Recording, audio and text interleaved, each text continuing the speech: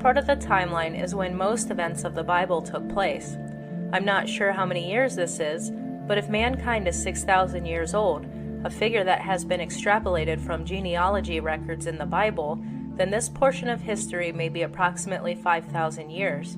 I'm not completely sure about how truly accurate that number is, but it's not that important right now.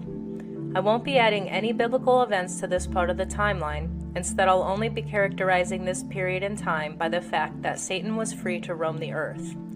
The next part of the timeline is the birth of Jesus, and 33 years later, the next major event occurs, which is his death and subsequent resurrection. Now we get to the portion that radically departs from the timeline of human history that most believe. Here we have the Great Tribulation kicking off just 30 years after the death of Jesus. This event, that most people believe to be right around the corner today, appears to be well into our past. When we read the New Testament with a new mindset, it becomes clear that Jesus repeatedly told his disciples that the events known as the Great Tribulation would be happening within their lifetimes and not 2,000 years in the future.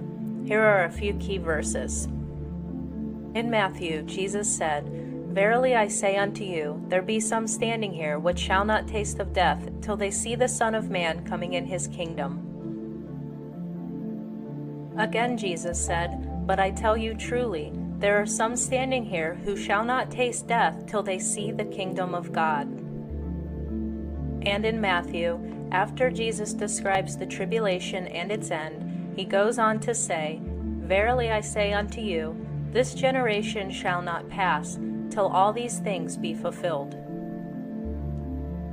The Great Tribulation and the Battle of Armageddon, events in our history that were too big to sweep under the rug, are disguised in our history books as the fall of the Roman Empire, culminating in the destruction of Jerusalem in 70 AD. Of course, the dates we are given for these events are out of order, which is to purposely deceive us.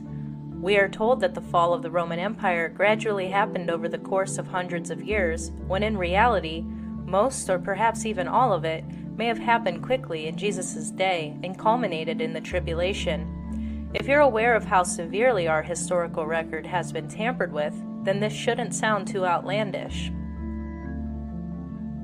So where was the mysterious figure known as the Antichrist in all of this?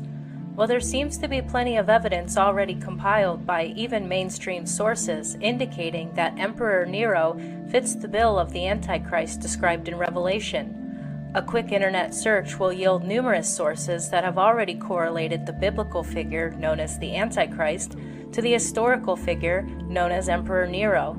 I'll probably make a more